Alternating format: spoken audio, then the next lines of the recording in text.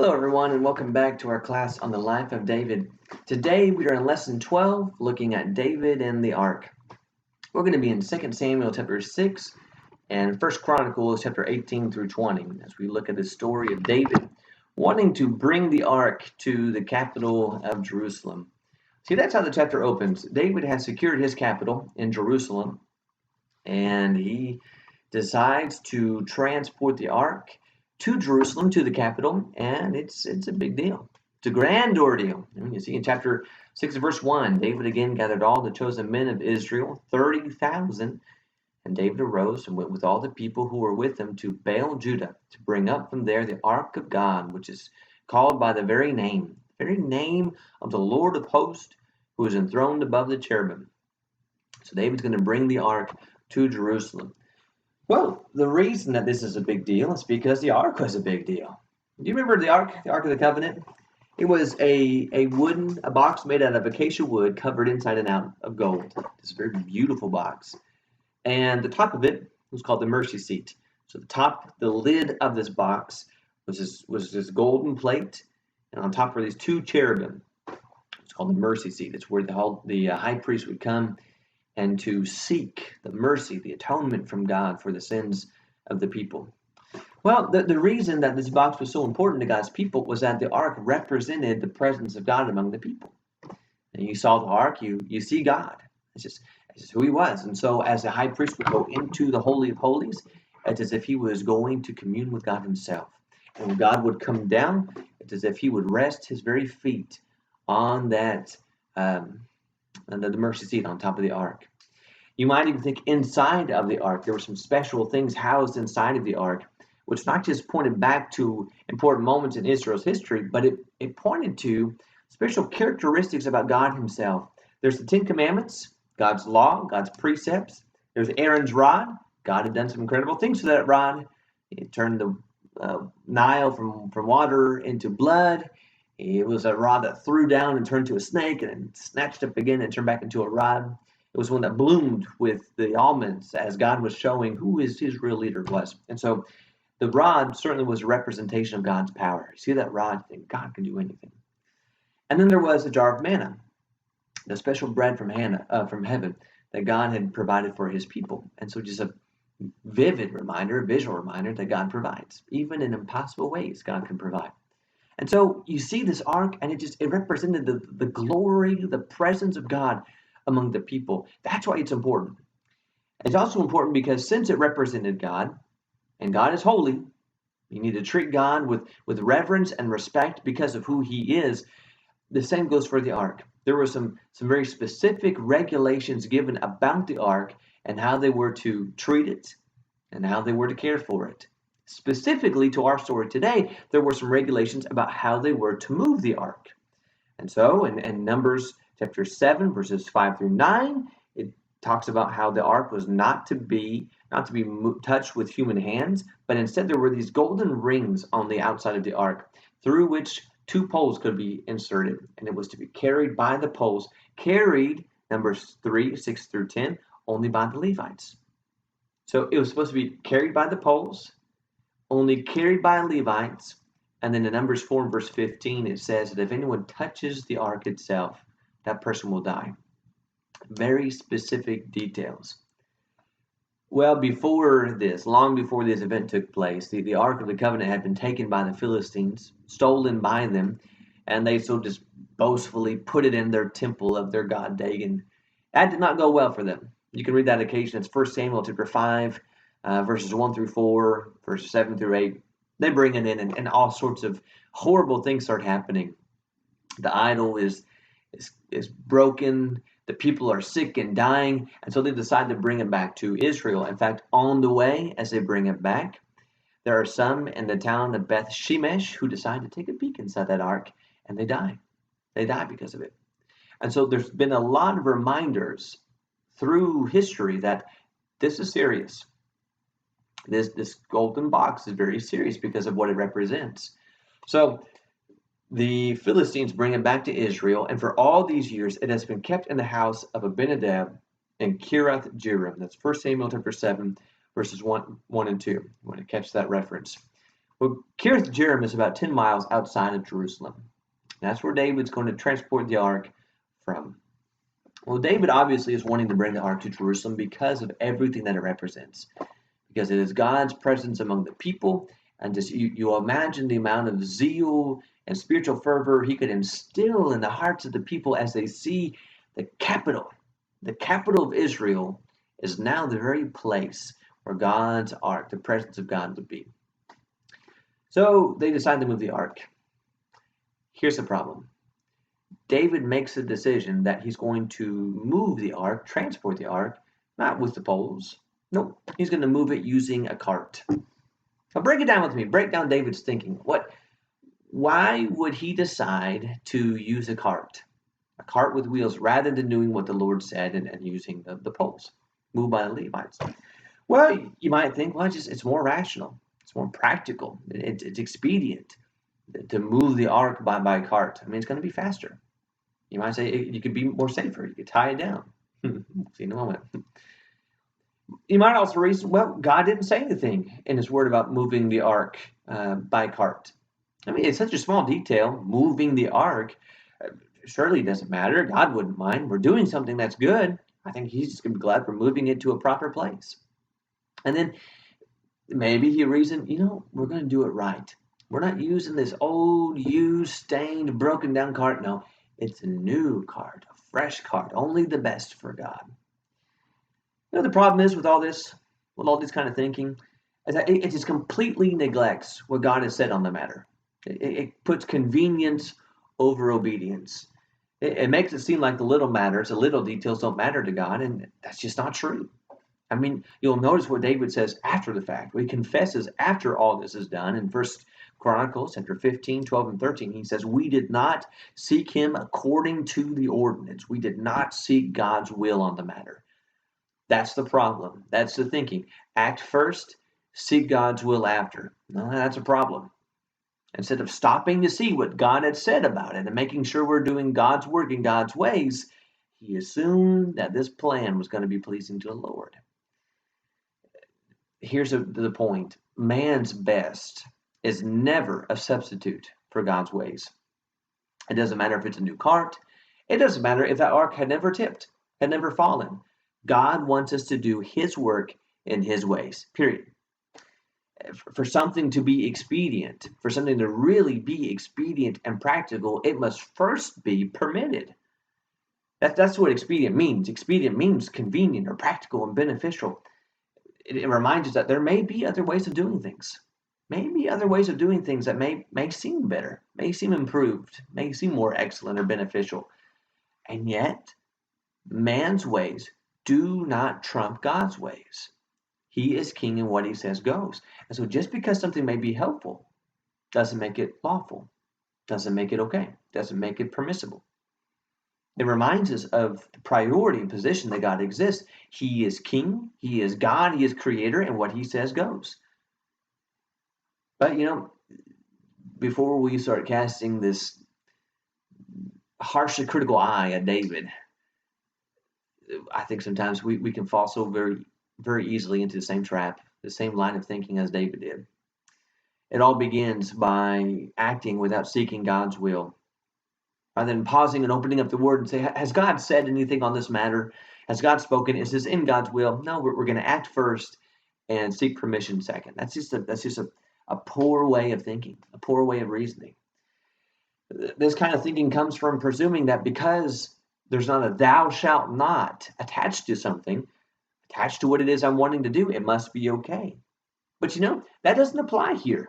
That doesn't even apply in David's situation. Because while God did not say, thou shalt not move the ark using a cart pulled by oxen, he didn't have to say that. Because he told them. He told them what he wanted. There's going to be rings on the outside, and there's going to be poles, and it's going to be Levites, and they're going to carry it where it's supposed to go. He told them what he wanted. He was clear on his expectations with the ark.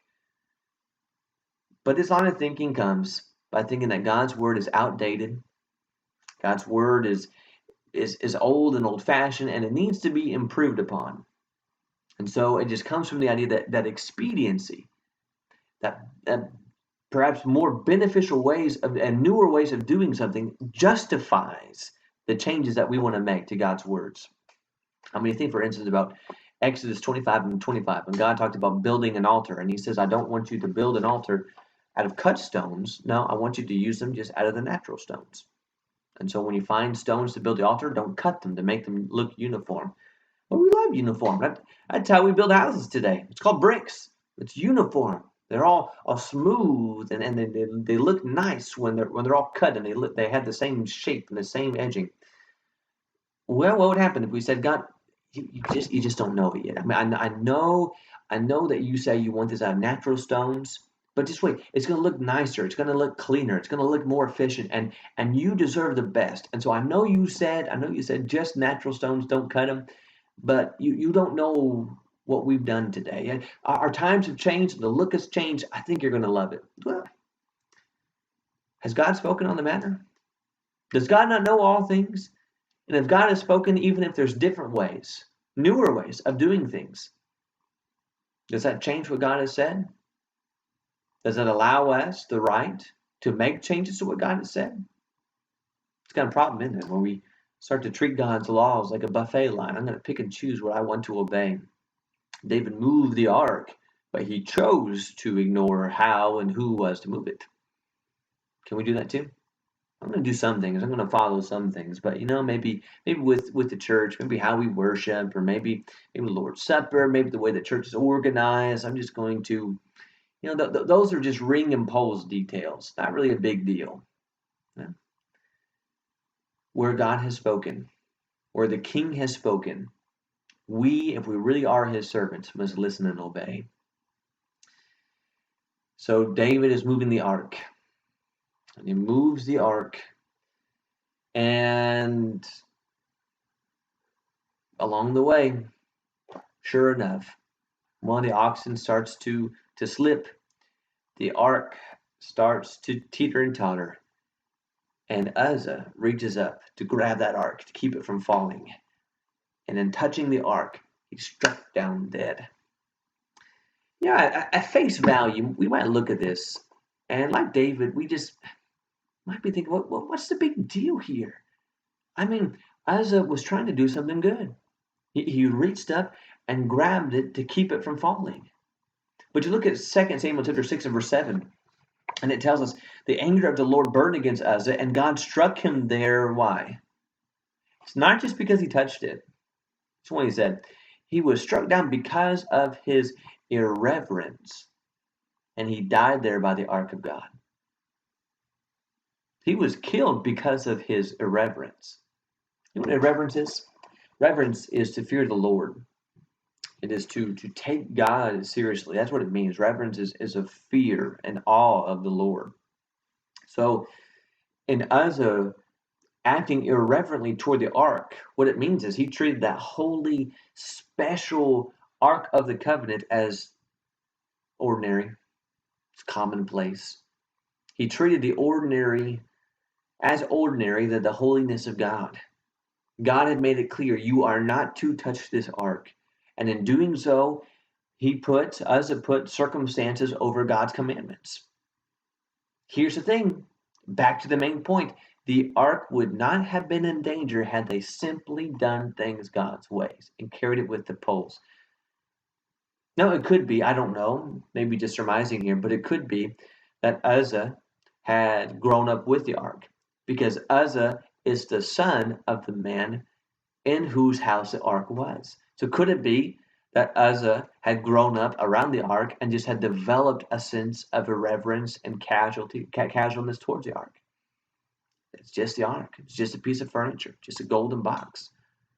You know what the right response would have been? The right response for Uzzah here, even if he had a pure and innocent intent here, I just want to catch it from falling. The right response, let it fall. Let it fall, even let it break. Because then who's it on? It's on David. It's on David. Uzzah touched the ark, but the circumstances of saving that ark from falling did not come before God's commands about don't touch the ark. Well, Hebrews 12 verse 28, Proverbs 8 verse 13, There are passages that remind us to revere and to fear the Lord, to treat him as holy, to see him as God, and to take his word seriously. That's what it means. To stand and live in reverence of who God is, seeing him for who he is, and taking he and his words as they ought to be, the words of the King and the words of the Creator. The response to this scene was anger in two parts. God was angry in verse 7. He was angry with Uzzah, who should have known better, should have obeyed.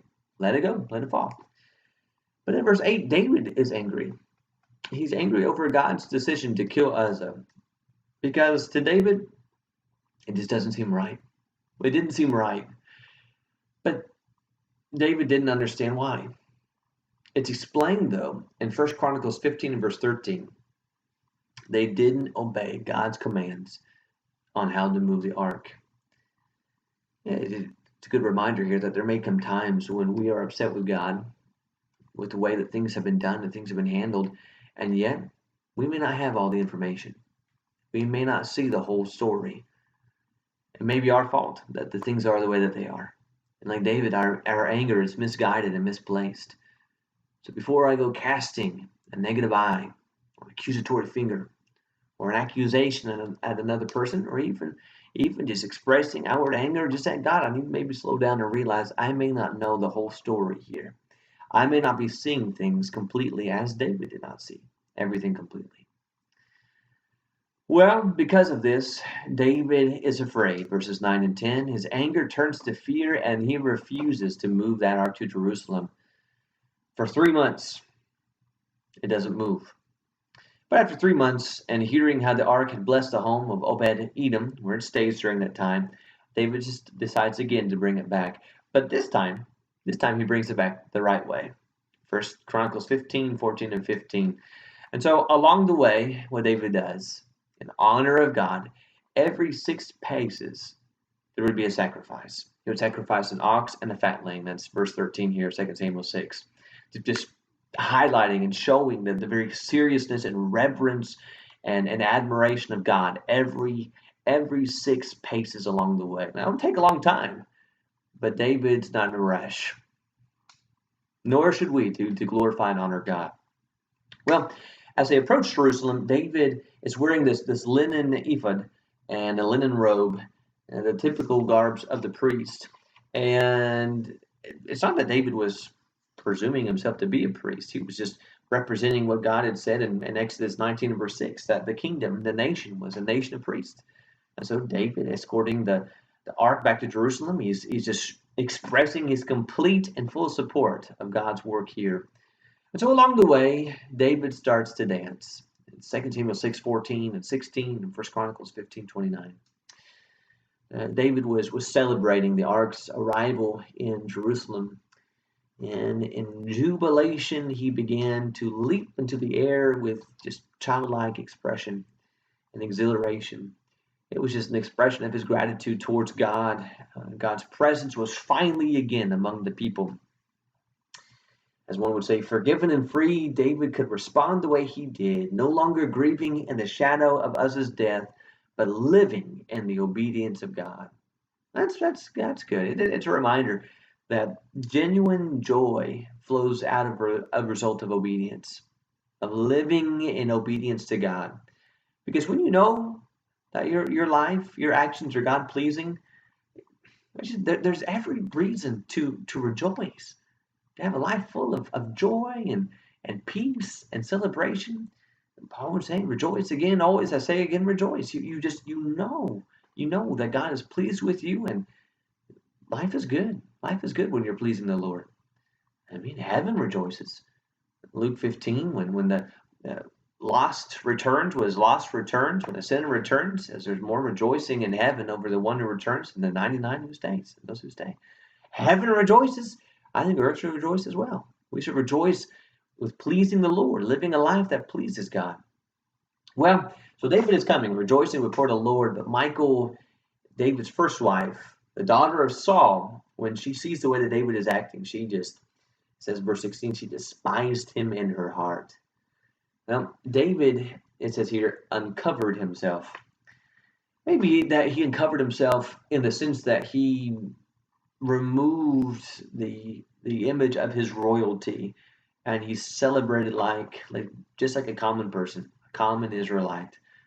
And maybe she was thinking, some king you are, dressed and acting just like a peasant. Maybe that's it. I mean, don't forget she's the daughter of King Saul.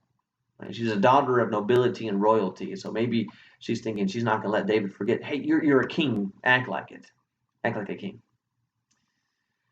And so she saw as David behaving as this worthless person, empty of morals. But the great thing is that David, verse 21, is not going to let her steal his joy. And so he continued to celebrate. He continued with a humble heart in verse 22. And in verse 23, because of it, he was distinguished, continued to be favored in the eyes of others. And there's a lesson there. Don't let other people steal your joy, rob your joy. There will always be people who try to rain on your parade. There'll always be some who try to dampen your song of joy, but don't let them. Don't let them. Ecclesiastes 3 and verse 4 tells us there's a time to mourn and a time to dance. And for David, he has mourned. He has mourned the death of Uzzah and mourned over his sin. For that time has come. That time has passed. And now it's time to rejoice. And he was not going to let Michal keep him from rejoicing and praising the Lord over this good news. David is more concerned with God's approval than he is his wife's, with Michal's. And that's a good way to live. The most important approval in life is not our loved ones, our spouses, our children, our friends. No, man's approval does not compare with God's. Always seek above all things God's approval, to be approved by God. Well, from here, First Chronicles 16 verse 1, David is going to move the ark to Jerusalem and pitch it in that tent, in the tabernacle. David is going to commission men to worship before the Lord, verses 4 through 7. Praise and sacrifice will be offered continually before the Lord, continuing what was established in the book of Leviticus. The fires are not going to go out. You're always going to have a continual sacrifice before the Lord. What you see is that David is taking this giant step in bringing Israel back into a right relationship with the Lord, just igniting the spiritual zeal of the people of God. So at least just ending here, I want you to notice 3 things about David. Number 1, you see the marks of a true leader, a leader after God's own heart. Because number 1, he took ownership for his faults. He admitted that he did not seek the Lord's will on the matter. That's it. A leader who refuses to accept his own faults, but blames others, but blames circumstances, that's a weak leader. And that's a weak individual.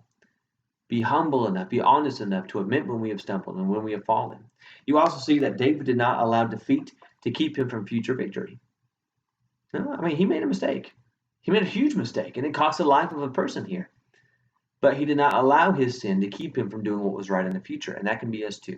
Do not allow the sins of yesterday to keep us from a faithful today and a victorious tomorrow. You can't allow our failures in the past to keep us from doing what is right today.